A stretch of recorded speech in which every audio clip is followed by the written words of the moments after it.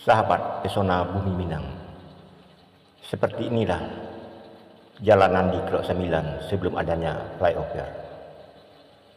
Mungkin tidak banyak dari teman-teman yang mengetahui kondisi jalan seperti ini.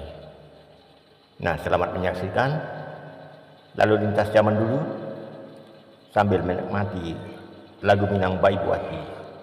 Salam dari Edio, Pesona Bumi Minang.